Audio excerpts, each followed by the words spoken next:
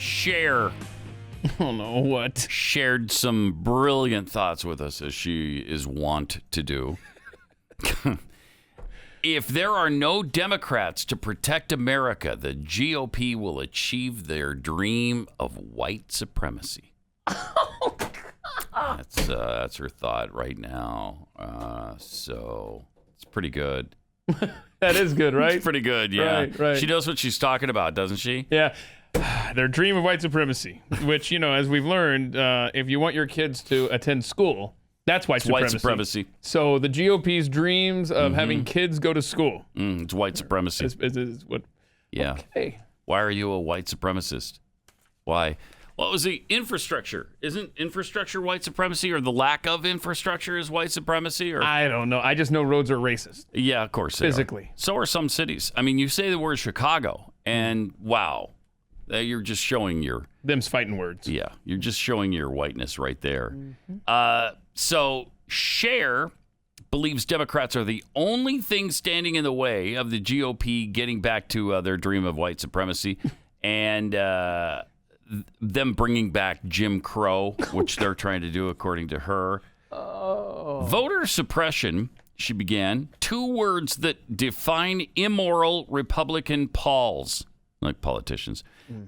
They bring Jim Crow back, wrap themselves in the and have gone to... Why does she abbreviate everything? The hell? I mean, you got plenty of characters to make it work, lady. Come on. Is she trying to say wrap themselves in the flag, maybe? I don't know. I don't have it in front of me. They've gone to whites only, black, ethnic, and this poor is more than Dems 2 words. I was promised 2 words. Voting and winning. Yeah, that's way more than 2 words. Let's see if I can find this. It's fascinating that her deal is Democrats are the ones standing in the way of Republicans achieving, their goals of being racists and white supremacy and all that stuff. Fascinating when it's always been Democrats who are the ones fighting for racial inequality. It is Democrats who kept slavery going. It is Democrats who broke up the Union because of it. It's Democrats who started Jim Crow. It's Democrats who had poll charges for black people, who wouldn't allow them to vote. It's Democrats who started the KKK. Democrats every single step of the way. It was a Democrat in office, Woodrow Wilson, who put ethnic minorities behind fencing. It was FDR who did it again on an even greater scale to Japanese Americans. I mean, the list goes on and on and on of Democrat racism. The Civil Rights Bill was opposed by Democrats. Republicans pushed it year after year. It was voted down by Democrats year after year, including Al Gore's father, and including Lyndon Johnson, who in the 50s was radically against civil rights, and then all of a sudden saw the light, and he was all about it. And now he gets credit for it.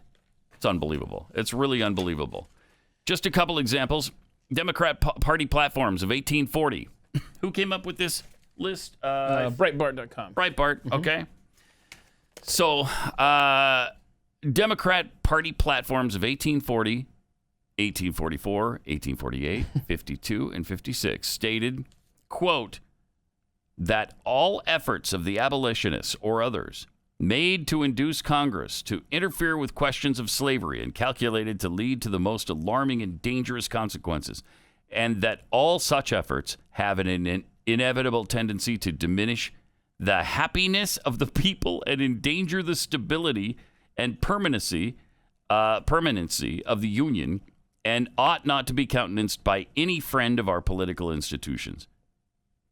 The Democratic Party platform of 1856 declared that the new states to the Union should be admitted with or without domestic slavery.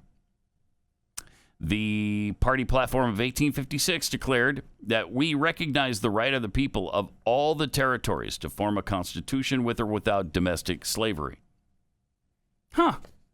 With or without. So that's fascinating that they were fine if you were a state and wanted to become a slave state. The platform of 1860 and seeking to uphold the fugitive slave law of 1850 that required law enforcement officials to arrest any individual suspected of being a runaway slave. No Democrat in Congress supported the 14th Amendment. No Democrat in Congress supported the 14th Amendment, which gave full citizenship to freed slaves.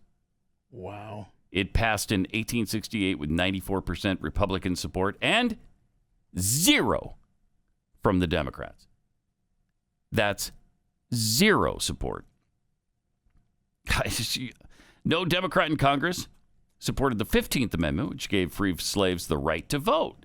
It passed in 1870 with 100% Republican support and, once again, 0% support from the Democrats. What was I saying earlier in the show today? I talked about the most shocking things in American history are people falling for the global warming stuff, people doing this COVID dance and whatever governments want them to do, and how the Democrat Party has somehow made their African American voter base off of this history. Yeah. This clear history. I mean, you're in the 1800s. This goes on well into the 1900s, even to today with the things that the President of the United States says about minorities. Yep. Unreal. Various state Democratic Party officials enacted policies to disenfranchise and systematically suppress the right of blacks to vote. Resolution specifically cites the 1902 Constitution of the state of Virginia that disenfranchised about 90% of the black voters. The administration of Woodrow Wilson, who was, of course, a Democrat, began a racial segregation policy for all U.S. government employees and the military. He resegregated the military. When the Democratic Party held its national convention in 1924 in New York City at Madison Square Garden, the event was commonly referred to as the Klan Bake due to the influence of the Ku Klux Klan in the party. Not the Republican Party, the Democrat Party. Senate Democrats held a 75 calendar day filibuster against the passage of the Civil Rights Act of 64. Democrats, 75-day filibuster. That's how committed they were to not giving civil rights to blacks. Former Senator Robert Byrd, we didn't mention this a few minutes ago, a known recruiter for the KKK, led the Democrats to oppose civil rights for African Americans. Democrats enacted and enforced Jim Crow laws, as we mentioned earlier. In June, House Speaker Nancy Pelosi ordered the removal of the portraits of 4 previous speakers of the House who served in the Confederacy, stating that these portraits set back our nation's work to confront and combat bigotry. However, Gohmert's resolution notes that the speakers that Pelosi removed, Robert M.T. Hunter, Howell Cobb, James Orr, and Charles Crisp, were all Democrats. That's so great. That is so great. Yeah, so she took down the Confederate speakers of the House, each of them a Democrat, of course, because that's who was behind slavery at the time. I mean, but it's Republicans who were so racist, right?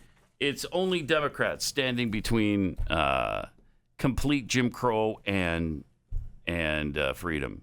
So, unbelievable.